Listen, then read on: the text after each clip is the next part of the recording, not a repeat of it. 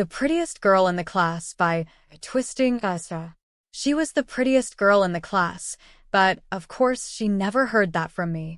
I was obsessed with her. I'd steal glances at her every chance I got.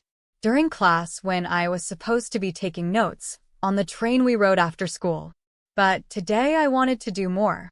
I hopped off the train when she got off and followed her out of the station and onto the sidewalk.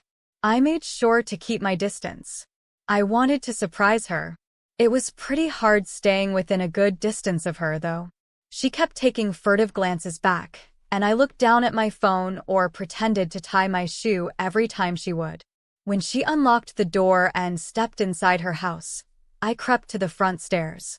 My heart pounded as I rang the doorbell.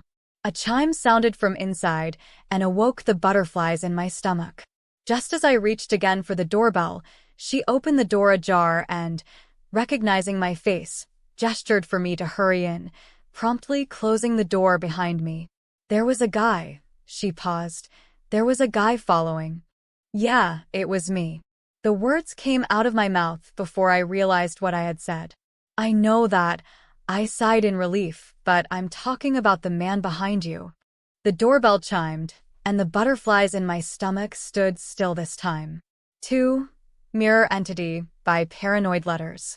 No one believed me when I told them that my reflection in the mirror was alive. Grow up, dude. You're not 5 years old. You're 24. That was all they said to me while laughing, as a response to my story. Well, I had to admit, it was indeed sounded like a typical fear a 5 years old would have. But I swear to God, it was true. I couldn't remember since when my reflection came to life, but I remembered that it wasn't like that when I was a child. It was recently, I was sure. And it wasn't a ghost. Well, your reflection was alive looked like an act of a ghostly thing, but no, mine wasn't a ghost. It felt to me as if it was a creature, an entity, who lived behind the mirror. Or trapped in there. I couldn't tell why or how. What I could tell was my reflection was constantly trying to grab me, as if it was going to pull me inside the mirror while jumped out. Nope. That wasn't gonna happen. Ever. Ever since I realized that my reflection was alive and constantly trying to grab me inside the mirror, I always did my best to keep my distance from reflective surfaces. Like, when I brushed my teeth every night, for example, I always stood a few meters from the mirror, so it wouldn't be able to grab me. The entity in the mirror was constantly showing a grumpy and angry face every time. It was just the two of us in the room. No matter how I tried to smile in front of the mirror, the entity behind it never smiled. Never. It always looked grumpy and angry. One day, I took off from my flat for a sightseeing in the mall nearby, when suddenly an earthquake occurred. It was a huge one. Everyone was hysterical. They were running around in panic, looking for a shelter. I ran to cover myself under a table to avoid getting hit by anything that fell. But I was too late. I didn't realize something fell from above me and hit me in the head. I fell down and I groaned from the pain. As the pain slowly faded, I looked around. The earthquake had stopped. The mall was slightly dark. The light was out. It was messy in there. I gasped when I noticed something shiny not far from me. I turned my head and I saw a mirror, probably from the fitting room near me. In reflex, I crawled away as far as I could, even though my head and my legs were hurt. Right there and then, I saw my reflection in the mirror. For the first time in forever, I saw the entity behind the mirror smiling at me. A devilish smile. A sense of horror grasped me as I saw the entity waving at me from behind the mirror, as if it was saying goodbye. For good. 3. How I Sleep by Sergeant Damon. I rarely sleep alone. Not that I have a choice in the matter. The night always starts and, for that matter, always ends the same. Knock back a few sleeping pills, take off my socks, and let myself get drowsy. Couldn't tell you why I even take them still, the pills that is. I'm a creature of habit, you could say.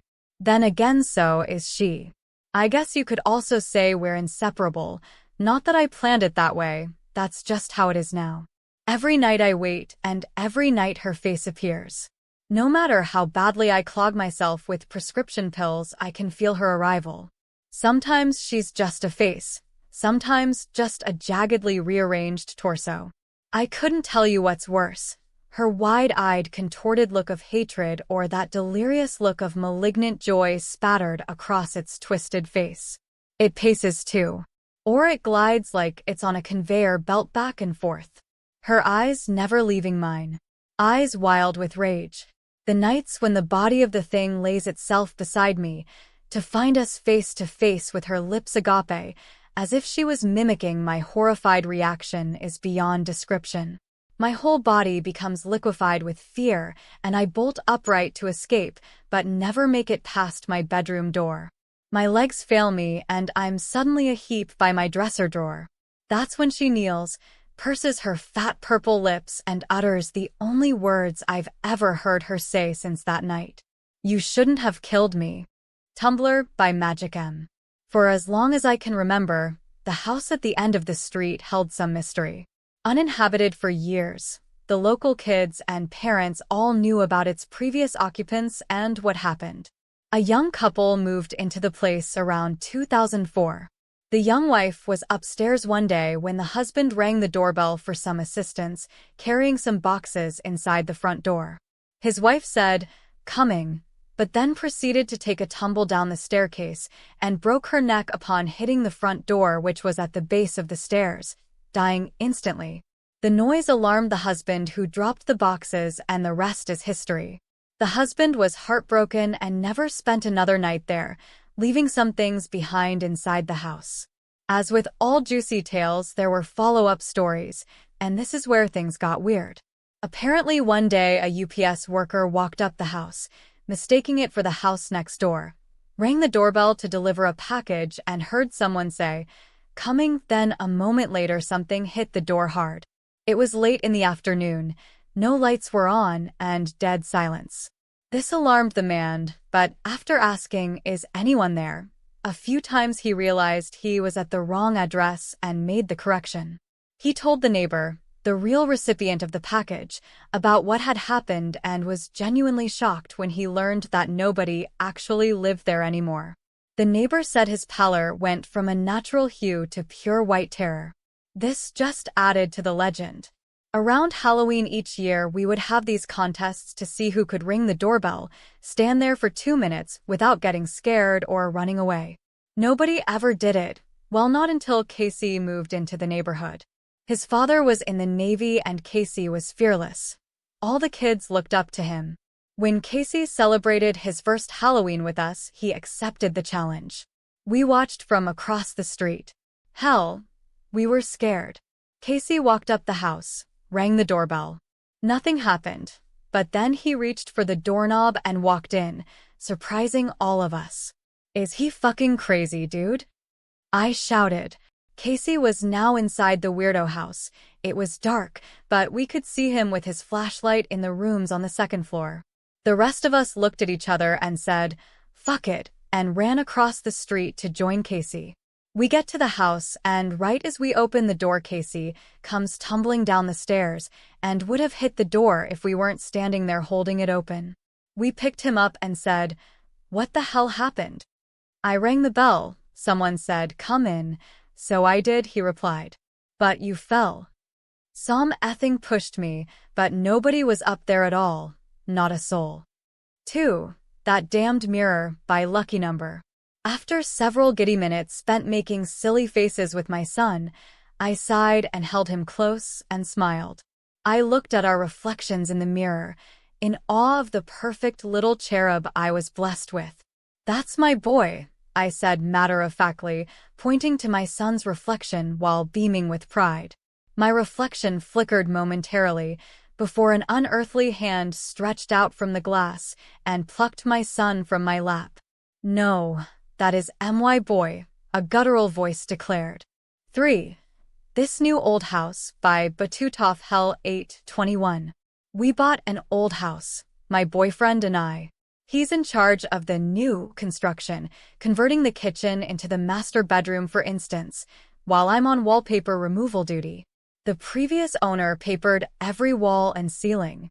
Removing it is brutal, but oddly satisfying. The best feeling is getting a long peel, similar to your skin when you're peeling from a sunburn. I don't know about you, but I kinda make a game of peeling, on the hunt for the longest piece before it rips.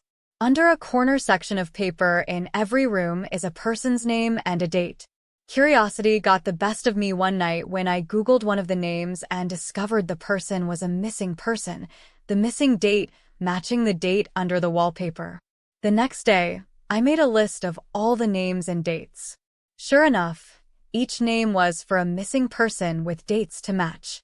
We notified the police, who naturally sent out the crime scene team.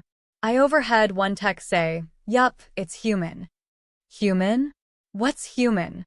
Ma'am, where is the material you removed from the walls already? This isn't wallpaper you are removing.